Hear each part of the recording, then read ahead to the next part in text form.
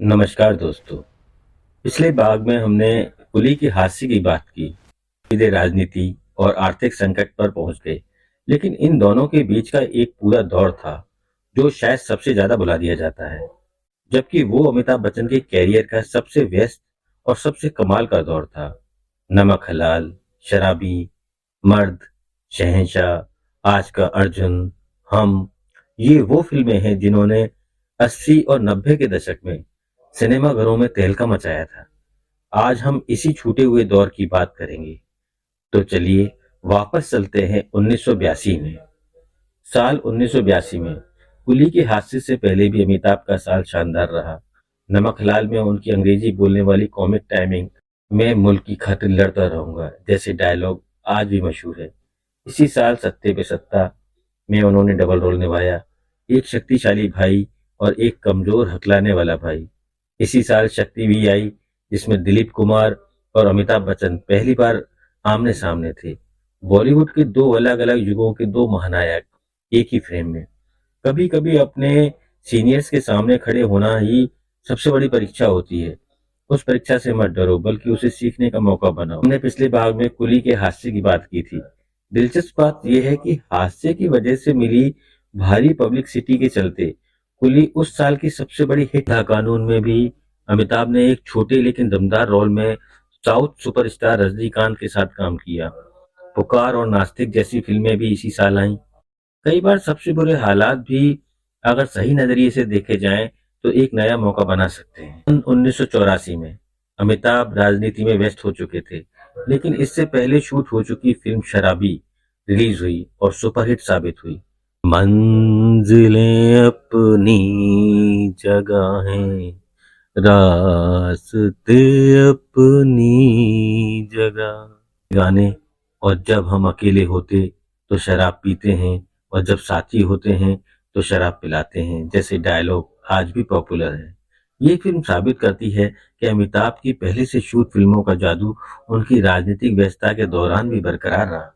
अब 1985 में आई मर्द, मनमोहन देसाई की ये फिल्म भारी बजट और भव्य सेट्स के साथ बनी और साल की सबसे बड़ी ब्लॉकबस्टर साबित हुई। इसका मशहूर डायलॉग, मर्द के कभी दर्द नहीं होता, आज भी लोगों की जुबान पर है।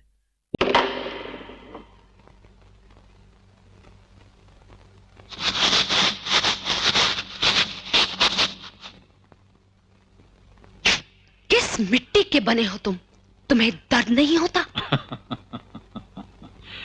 जो मर्द होता है उसे दर्द नहीं होता। इसी साल गिरफ्तार भी सुपरहिट रही। राजनीति में व्यस्त रहते हुए भी पहले से की गई मेहनत का फल मिलता रहा। यही दिखाता है कि सही समय पर किया गया काम कभी बेकार नहीं जाता।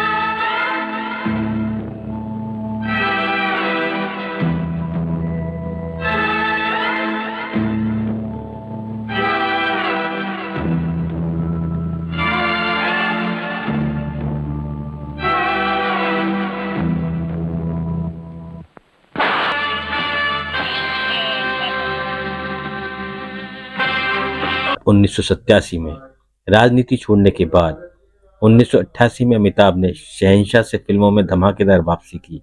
रिश्ते में तो हम तुम्हारे बाप लगते हैं, नाम है शहंशाह। ये डायलॉग तो शायद हर किसी ने कभी ना कभी सुना ही होगा। फिल्म साल की दूसरी सबसे बड़ी हिट बनी। फिल्म में उनका पुलिस इंस्पेक्टर वाला डबल लाइक किरदार दिन में कमजोर रात में ताकतवर दर्शकों को खूब पसंद आया। 1989 में आई गंगा जमुना सरस्वती, जादूगर, तूफान और मैं आजाद हूं जैसी फिल्म उतनी नहीं चली जितनी उम्मीद थी। ऐसा लगने लगा था कि अमिताभ का जादू शायद कम हो रहा है, लेकिन 1990 में आई आज का अर्जुन एक बार फिर सुपरहिट साबित हुई। हे भगवान, आज एक औरत की लाश बचाने वाला कोई नहीं। आज कोई नहीं बचाएगा तुझे, कोई नहीं सुनेगा तेरी फरियाद। हे भगवान।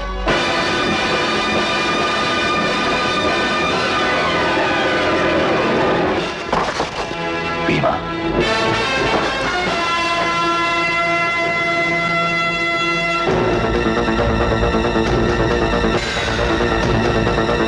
और इसी साल अग्निपथ भी आई, जिसमें उनकी किरदार विजय दीनानाथ चौहान की एक अलग धीमी आवाज ने सबको चौंका दिया।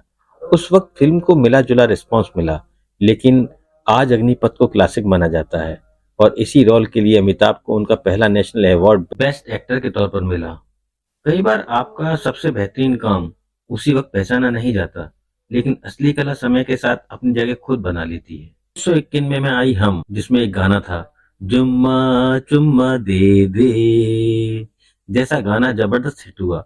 ये फिल्म साल की सबसे बड़ी ब्लॉकबस्टर बनी और अमिताभ ने साबित कर दिया कि वो अब भी बॉक्स ऑफिस के किंग हैं। यही वो दौर था जब अमिताभ बच्चन ने साउथ सिनेमा के मशहूर डायरेक्टर्स के साथ भी काम करना शुरू किया, जिसमें उनकी पहचान पूरे भारत में और गहरी हो गई। 1992 में आई खुदा गवाह, जो अफगानिस्तान की पृष्ठभूमि पर बनी। श्रीदेवी के साथ उनकी जोड़ी को दर्शकों ने खूब सराहा और फिल्म की भव्यता आज भी चर्चा का विषय है। अपने कंफर्ट जोन से बाहर निकलकर नई तरह की कहानियां और नए किरदार आजमाने से ये एक कलाकार का दायरा बड़ा होता है। 1993 के बाद अमिताभ की कुछ फिल्में उतनी सफल नहीं रहीं जितनी 80 के दशक में हुआ करती थी।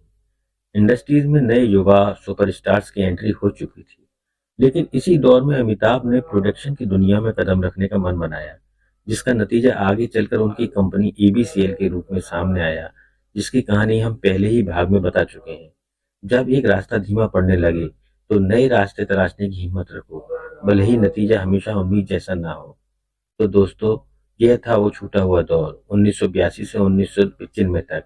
नमक हलाल और सत्ते पे सत्ता की कॉमेडी, कुली की वापसी, शराबी और मर्द का जादू, राजनीति के बीच भी बरकरार, शहंशाह से शानदार कमबैक, अग्निपथ जैसा किरदार जिसे समय ने क्लासिक बना दिया, और हम खुदा गवाह जैसी फिल्मों के साथ 90 के दशक की शुरुआत। इन 13 सालों में अमिताभ ने लगभग 40 से ज्यादा फिल्मों में काम किया। हर तरह के किरदार, हर तरह की कहानियां। दोस्तों, ये दौर हमें सिखाता है कि कैरियर एक सीधी लाइन में ऊपर नहीं जाता। इसमें उतार भी आते हैं, चढ़ाव भी। कभी फिल्में सुपरहिट होती हैं, कभी फ्लॉप भी। कभी आपका काम उसी वक्त पहचाना जाता है, कभी सालों बाद। ऐसे ही जिंदगी में होता है। जिंदगी भी सीधी तरह नहीं चलती, सीधी लाइन की तरह नहीं चलती।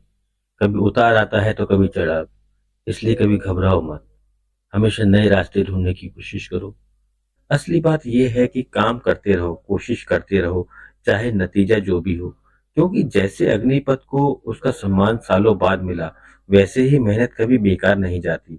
बस उसका सही वक्त आना बाकी होता है। अगर ये कहानी आपको पसंद आई हो तो लाइक कीजिए, शेयर कीजिए और चैनल को सब्सक्राइब करना मत भूलिए।